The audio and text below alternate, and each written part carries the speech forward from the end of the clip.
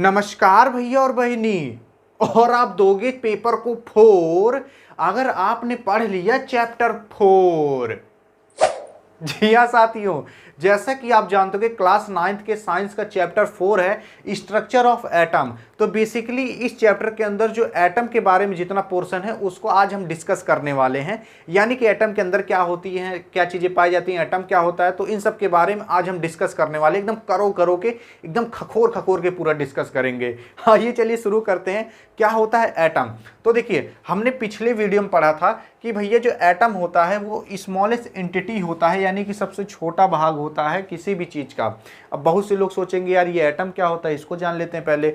देखिए, एटम दुनिया में जितनी भी चीजें हैं, चाहे दीवार हो गया, चाहे कुर्सी हो गया, चाहे मेज हो गया, चाहे कपड़ा हो गया, चाहे हम लोग हो गए, चाहे मोबाइल हो गया, कोई भी चीज होगी दुनिया में, जितनी भी चीजें हैं दुनिया में वो सब छोटे छोटे एटम से मिलकर बनी हैं। यानी कि अगर उसका आप सबसे छोटा वाला भाग निकाल लोगे ना, वही एटम कहलाता है। जैसे अब बहुत से लड़के जाते हैं खेत ओत में और कौनो ढेला वाला उठा लेते हैं और ढेला उठाकर उससे आम उम तोड़ते हैं, लेकिन जब ढेलवा फेंकते हैं ना तो देखेंगे उनके हाथों में थोड़ा बुरादेश लग जाता है, उसका कण लग जाता है। तो उस कण का भी अगर आप लाखों गुना छोटा कर दो ना, लाखों उसका पार्ट कर दो, तो जो छोटा सा पार्ट मिलेगा ना वो आपका एटम कहलाता है। एटम बहुत ज़्यादा छोटा होता है, इसको आप आंख से नहीं देख सकते, यहाँ तक कि आप उसको माइक्रोस्कोप से भी ठीक से नहीं देख पाओगे, इतना छोटा होता है एटम। तो एटम क्या होता है ये जान गए। जैसे ये कपड़ा है तो इस कपड़े के एकदम सबसे छोटा वाला भाग निकाल लोगे, वही एटम कहलाता है। तो समझ गए क्या होता है ना एटम। एटम को आप आंख से नहीं देख सकते। अब ये जो एटम होता है रियल में कुछ इस तरीके से दिखाई देता है। अब देखोगे एटम के अंदर कुछ कुछ चीज़ें पाई जाती हैं, वही सब चीज़ों के बारे में पढ़ेंगे आज। देखिए, जो एटम होता है ना, फिर कुछ एटम जो होता है, हम लोगों ने कहा कि भैया ये सबसे छोटी एंटिटी होती है, लेकिन उसके बाद कौन और साइंटिस्ट आया कहे कि भैया एटम सबसे छोटा नहीं है, एटम के अंदर भी चीज़ें पाई जाती हैं। तो क्या पाई जाती हैं? तो एटम के अंदर भैया पाया जाता है सब एटॉमिक पार्टिकल। तो एटम सबसे छोटा नहीं है, एटम के अंदर भी चीज़ें पाई जाती हैं और उस चीज़ों को हम कहते हैं सब एटॉमिक पार्टिकल। अब इसके अंदर क्या होता है सब एटॉमिक पार्टिकल के? तो वो सब एटॉमिक पार्टिकल का मतलब ये है इलेक्ट्रॉन, प्रोटॉन और न्यूट्रॉन। तो एटम के अंदर बेसिकली 3 चीज़ें पाई जाती हैं, इलेक्ट्रॉन, प्रोटॉन और न्यूट्रॉन। अब ये जो इलेक्ट्रॉन, प्रोटॉन, न्यूट्रॉन होता है इसी को हम सब एटॉमिक पार्टिकल कहते हैं। एटॉमिक का मतलब हो गया एटम, पार्टिकल यानी एटम का पार्टिकल। तो जो एटम का पार्टिकल होता है उसी को हम सब एटॉमिक पार्टिकल कहते हैं, यानी इलेक्ट्रॉन, प्रोटॉन, न्यूट्रॉन। अब ये होता कहाँ कहाँ इसके बारे में समझते हैं। देखिए, जो एटम होता है, एटम के किनारे किनारे ये जो बिंदी बिंदी ऐसा लगा है उसी को हम इलेक्ट्रॉन कहते हैं। जैसे ये सब क्या है, इलेक्ट्रॉन है।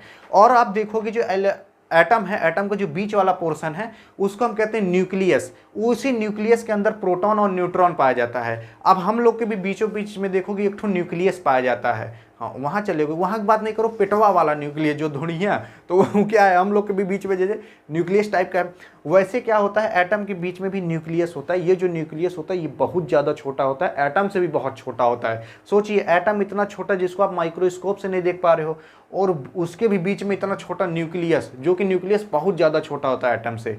ठीक, तो आप सोचो न्यूक्लियस कितना छोटा होगा। और ये किनारे किनारे जो है ये सबको इलेक्ट्रॉन कहा जाता है। ये इलेक्ट्रॉन न्यूक्लियस से भी बहुत ज़्यादा छोटे होते हैं। अब आप सोच सकते हो इलेक्ट्रॉन कितना छोटा होगा। ठीक है, तो ये जो न्यूक्लियस होता है, न्यूक्लियस के अंदर प्रोटॉन और न्यूट्रॉन पाए जाते हैं, और ये जो किनारे किनारे हैं इनको हम इलेक्ट्रॉन कहते हैं। अब देखिए, ये जो इलेक्ट्रॉन है ये ऐसे चारों तरफ घूमते रहते हैं न्यूक्लियस के, यानी कि जो बीच में प्रोटॉन और न्यूट्रॉन मौजूद हैं उसके किनारे किनारे चक्कर लगाते रहता है ये इलेक्ट्रॉन। अब यहाँ पर आप पिक्चर उच्चर कभी कभार देखे होगे, तो पिक्चरियम में देखोगे कोनो हीरोइन रहती है और एक आध हीरो रहता है। तो हीरो जब हीरोइन पा जाता है तो उसके चारों तरफ हमेशा चक्कर लगाता रहता है। वैसी सेम चीज़ यहाँ पर भी है। यहाँ पर आप बीच में देखोगे हीरोइन है, किनारों किनारों गोंडा कुछ है और कुछ हीरो हीरो से चक्कर लगा रहे हैं। समझ गए? तो इस तरीके से कुछ होता है। बीच वाला क्या होता है, न्यूक्लियस होता है। न्यूक्लियस में क्या पाया जाता है, प्रोटॉन प्लस न्यूट्रॉन। और ये क्या है, ये भैया है इलेक्ट्रॉन। इलेक्ट्रॉन, ये भी इलेक्ट्रॉन, ये सब इलेक्ट्रॉन है। बीच वाला न्यूक्लियस जिसमें प्रोटॉन और न्यूट्रॉन पाए जाते हैं। यहाँ तक समझ में आया? अब चलते हैं आगे। देखो, ये जो इलेक्ट्रॉन होता है इसको हम रिप्रेजेंट करते हैं E- से, प्रोटॉन को रिप्रेजेंट करते हैं हम P+ से, और न्यूट्रॉन को रिप्रेजेंट करते हैं हम N0 से। क्यों? क्योंकि जो इलेक्ट्रॉन होता है उसके पास जो चार्ज होता है वो नेगेटिव का चार्ज होता है, इसलिए इसको हम E- से रिप्रेजेंट करते हैं।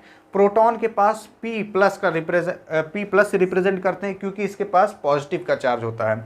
और न्यूट्रॉन जो भगवती धारा न्यूट्रॉन होता है इसके पास कोई चार्ज नहीं रहता, इसलिए इसको हम n0 से रिप्रेजेंट करते हैं, यानी कोनो चार्ज नहीं है।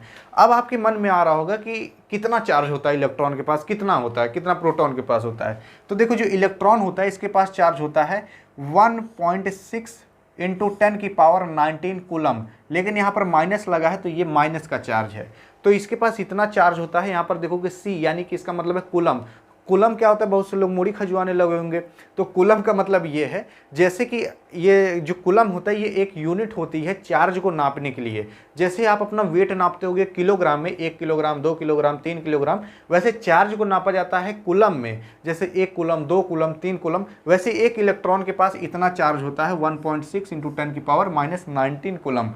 तो यहाँ पर लेकिन माइनस लगा तो ये माइनस का चार्ज है।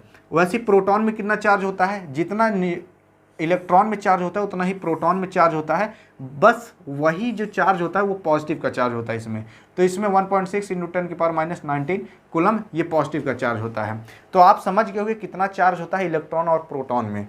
अब देखो, अब बहुत से कभी कभार कोनो मने नहीं रहते, बहुत स्मार्ट बनने लगते हैं, सोचते हैं कि इस लड़कों से पूछूं क्या इसको आता है, तो आपसे पूछेंगे इलेक्ट्रॉन का चार्ज कितना होगा, प्रोटॉन का कितना होता है, तो आपसे ये पूछ लिए, लेकिन आप ये अगर आप याद करे रहोगे तो आप बता दोगे। लेकिन वो मनैवा और स्मार्ट बनने लगता है, कहता है कि अच्छा बताओ पूरे एटम में कितना चार्ज होगा। तो अब आप यहाँ पर दिमाग लगाओ, देखो यहाँ पर एक चीज़ जान जाओ, जितने इलेक्ट्रॉन होते हैं पूरे एटम भर में उतना ही बीच में प्रोटॉन भी होता है।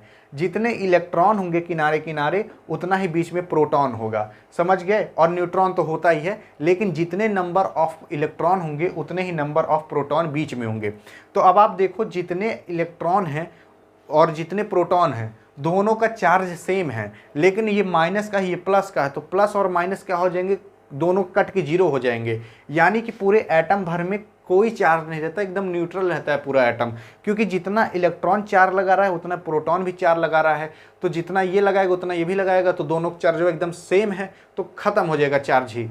जैसे कि अब मान लो मुझे कोनो पीछे से धक्का इसे लगाया, कोनो आगे से धक्का लगा रहा है, ठीक है, मतलब यहाँ से लगा रहा है, कोनो आगे से, कोनो पीछे से धक्का लगा रहा है, कोनो आगे से, कोनो पीछे से, कोनो आगे से। अब मान लो जो पीछे से मुझे धक्का लगा रहा है वो जितना ताकत लगा रहा है उतना आगे वाला भी लगा रहा है, तो मैं तो ना आगे जाऊंगा ना पीछे जाऊंगा, इसे बीचों में रुका रहूंगा, कहें दोनों पूरा बराबर ताकत आ रहा है, ठीक, तो मैं बीच में रुका रहूंगा, यानी कि मैं न्यूट्रल हो जाऊंगा, ठीक है। वैसे यहाँ पर भी क्या है, जितना इलेक्ट्रॉन ताकत लगा रहा है उतना प्रोटॉन भी ताकत लगा रहा है, तो दोनों ताकतें एकदम सेम है, जिसके कारण पूरा एटम न्यूट्रल रहता है, इस पर कोई चार्ज नहीं रहता, क्योंकि प्लस माइनस होकर जीरो हो जाता है, और न्यूट्रॉन के पास जीरो चार्ज होता ही है। यहाँ तक समझे। अब देखो जो इलेक्ट्रॉन होता है इसका मास कितना होता है, जो इसका मास होता है 9.11 10⁻30 किलोग्राम। अब आप सोचोगे किलोग्राम इतना भारी होता है, तो यहाँ पर आप ध्यान दो 10 के पीछे -31 लिखा है, यानी कि 10 के पीछे से 31 जीरो लगा दो, तो उतना अगर आप 1 किलोग्राम का ऐसे कट मतलब कम करते चले जाओगे, अब सोचो कितना होगा, -31 लगा दोगे तो उतना कम इसका वेट होता है। वैसे प्रोटॉन जो होता है इसका जो मास होता है 1.67 इंटू 10⁻27 किलोग्राम, इतना इसका होता है। ये जो प्रोटॉन होता है इसका मास थोड़ा सा ज़्यादा होता है इलेक्ट्रॉन के मुकाबले, और जो न्यूट्रॉन होता है, न्यूट्रॉन और प्रोटॉन का मास दोनों का सेम होता है। देखोगे जितना इसका मास है उतना इसका मास है। तो यहाँ तक आपको समझ में आया कितना इसका मास होता है, कितना चार्ज होता है। अब समझते हैं कि किसने खोज किया था इलेक्ट्रॉन, प्रोटॉन, न्यूट्रॉन की। तो इलेक्ट्रॉन की खोज किए थे सर जे थॉम्सन, और प्रोटॉन की खोज किए थे सर गोल्डस्टीन, और न्यूट्रॉन की खोज किए थे सर चैडविक। अब हम बात करते हैं क्या होता है एटॉमिक नंबर। एटॉमिक नंबर को हम जेड से डिनोट करते हैं। एटॉमिक नंबर होता है भैया टोटल नंबर ऑफ प्रोटॉन, जितना एटम में प्रोटॉन मौजूद है उसी एटम का वही एटॉमिक नंबर होगा। यानी कि इसके अंदर मान लो 12 ठो प्रोटॉन है बीचों में न्यूक्लियस में, तो 12 एटॉमिक नंबर होगा। अब आप पता कैसे लगाओगे, अगर मान लो आपको इलेक्ट्रॉन पता चलेगा कितने इलेक्ट्रॉन है, 1 2 3 4 5 6 7 8 9 10 11 12 इलेक्ट्रॉन है पूरे, तो जितने इलेक्ट्रॉन हैं बीचों में उतने प्रोटॉन भी होंगे। मैंने आपको बताया था जितने इलेक्ट्रॉन होते हैं उतने प्रोटॉन, यानी कि जितने इलेक्ट्रॉन हैं उतने प्रोटॉन होंगे, यानी कि यहाँ 12 प्रोटॉन होंगे, तो एटॉमिक नंबर कितना हो जाएगा, 12 हो जाएगा। अब बहुत से लोग क्या कहते हैं कि भैया टोटल नंबर ऑफ प्रोटॉन नहीं होता, टोटल नंबर ऑफ इलेक्ट्रॉन होता है, तो इलेक्ट्रॉन नहीं होता, टोटल नंबर ऑफ प्रोटॉन ही हमेशा लिखोगे। अब आप बहुत से लोग सोचते हैं ना कि भैया जितना प्रोटॉन है उतना इलेक्ट्रॉन है, तो काहे हम ना इलेक्ट्रॉन यहाँ लिख दें, तो ऐसा नहीं लिखा जाता। कभी कभार क्या होता है ना, कोनो साइंटिस्ट रहते हैं, उनके अंदर बहुत चतुराई आती रहती है, कुछ यहाँ सिस्टम लगाते हैं और ही इलेक्ट्रॉनों घचाक दही से निकाल लेते हैं।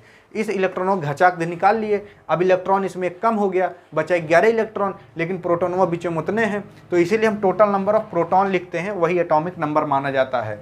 समझ गए। अब प्रोटॉन को निकालना बहुत मुश्किल होता है क्योंकि ये बीचों बीच में मौजूद होता है, और यहाँ से मान लो कौन आया घचाक दे इसको निकाल के लेके चला गया समझ गए ना। तो इलेक्ट्रॉन को निकालना आसान होता है। अब बात करते हैं क्या होता है मास नंबर। मास नंबर को हम ए से डिनोट करते हैं। मास नंबर जो होता है भैया, प्रोटॉन प्लस न्यूट्रॉन, प्रोटॉन जितना है और न्यूट्रॉन जितना है दोनों प्लस कर दो, वही उसका मास नंबर हो जाता है। अब बीच में ही प्रोटॉन और न्यूट्रॉन होते हैं, मान लो 12 प्रोटॉन है 12 न्यूट्रॉन है, तो 24 हो जाएगा। 24 क्या हो जाता है भैया, मास नंबर हो जाता है।